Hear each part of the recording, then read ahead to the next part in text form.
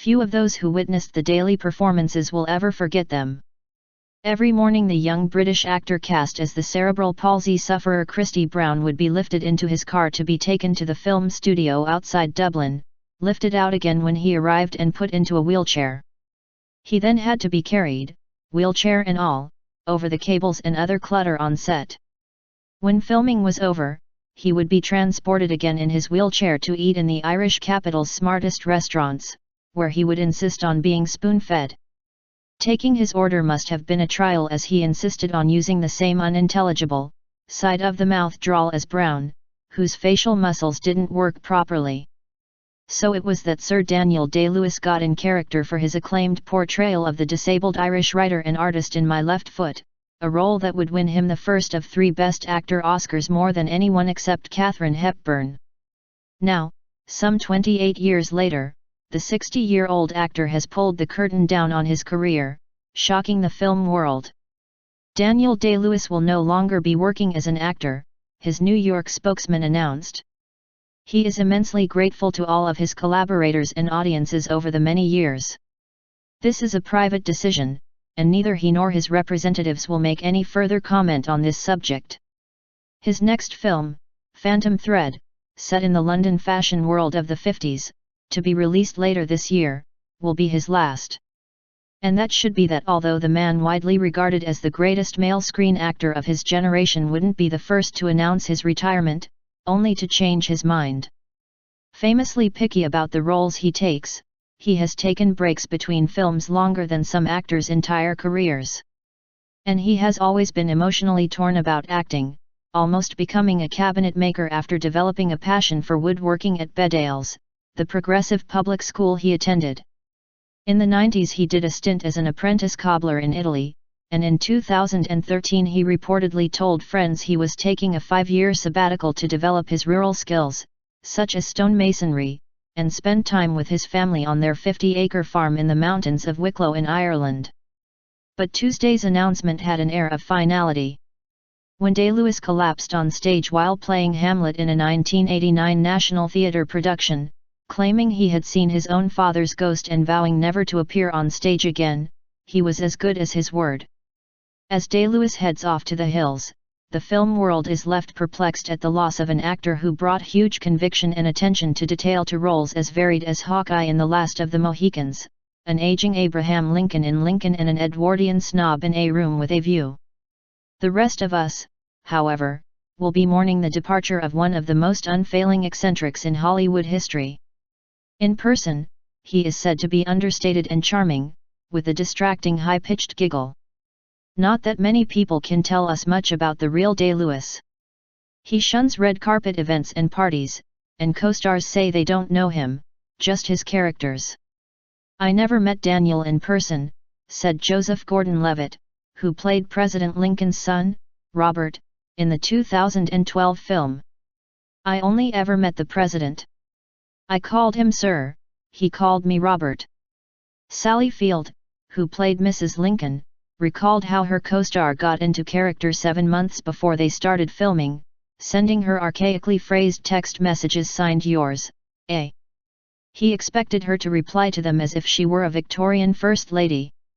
Off camera, he kept talking in Lincoln's reedy voice and, anxious not to dilute his American accent, asked British members of the film crew not to chat with him.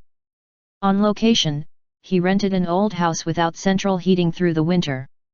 For The Last of the Mohicans, he lived in the wild for 6 months, learning to track and skin animals, throw tomahawks and use a flintlock rifle.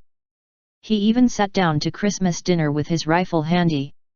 He insisted on making In the Name of the Father, 1993, a study in masochism. Playing the wrongly convicted alleged he spent 2 nights locked in a cell without sleep before being interrogated by real policemen. Anyone who passed his cell was encouraged to hurl abuse at him. He reportedly spent months walking the streets of New York in 1870s dress, doused in cologne, before playing Newland Archer in the period drama The Age of Innocence. For The Crucible in 1996, he insisted on building the wooden house that his heroic character, John Proctor, would have inhabited. He did the same when he played a reclusive hippie in The Ballad of Jack and Rose, 2005. When filming was over each night, his family would stay in a hotel while Day-Lewis slept in the shack he had built on a Canadian beach. He loves carpentry, once revealing that one of his sons, Ronan, only realized when he was 9 years old that Dad was an actor, not a laborer. To play Victorian gangster Billy the Butcher alongside Leonardo DiCaprio in the bloody 2002 film Gangs of New York, Day-Lewis learned how to become a real butcher, sharpening knives between takes and keeping up his aggression levels by listening to the music of angry rapper Eminem. He eventually caught pneumonia on set after refusing to wear thermal clothing. Co-star Liam Neeson reportedly became furious when Day-Lewis insisted on calling him by his character's name, even in their hotel gym. Day-Lewis similarly gave full vent to the ugly character he played in 2007 drama There Will Be Blood, for which he won his second Oscar, as a demented oil prospector. He reportedly refused to speak to other cast members off set and insisted on living in a tent on a deserted Texas oil field. It is not clear which of his characters he has sought to emulate in his love life, but it probably isn't Honorable Abraham Lincoln. He has had romances with Julia Roberts, Winona Ryder, Greta Scacchi, and Juliette Binoche, and was linked to the singer Sinead O'Connor. He had a 6-year on-off relationship with sultry French actress Isabelle Adjani, who later said he had dumped her by fax in 1995 when he found she was pregnant with his son. He initially refused to pay for little Gabriel's upkeep, though friends say father and son are now close. Day-Lewis was also accused of rather ungentlemanly behavior when he met his wife, Rebecca Miller, daughter of the playwright Arthur Miller. The pair married secretly in Vermont in 1996 after a romance so whirlwind it caught even his girlfriend by surprise. Fitness instructor Dea Pichardo was still living in his New York flat when a friend told her he had married someone else. Day-Lewis's uncle, Jonathan Balcone, called his nephew a bounder whose morals were up the spout. However, there has been no hint of scandal since he married Miller, with whom he has 2 boys, Ronan and Cashel. Day-Lewis has nowadays is a long way from his upper-class London upbringing. His father was Cecil Day-Lewis, celebrated writer, Oxford professor and poet laureate, while his mother was the actress Jill Balcone.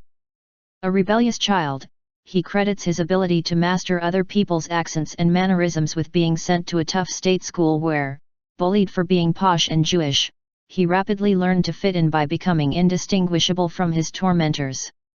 He had a difficult childhood. His father was distant, his mother domineering, and he turned to shoplifting and getting into fights, so his parents sent him to board at Sevenoaks School in Kent, which he hated, before he eventually transferred to Bedales in Hampshire. His father died of pancreatic cancer when Day-Lewis was 15, and he was deeply affected. A year later he took an overdose of migraine tablets and received psychiatric treatment. Whatever he does now, one thing is sure. Whether he is dry stonewalling or hammering out a pair of shoes, Britain's most reluctant star will be preparing for his new role with meticulous dedication.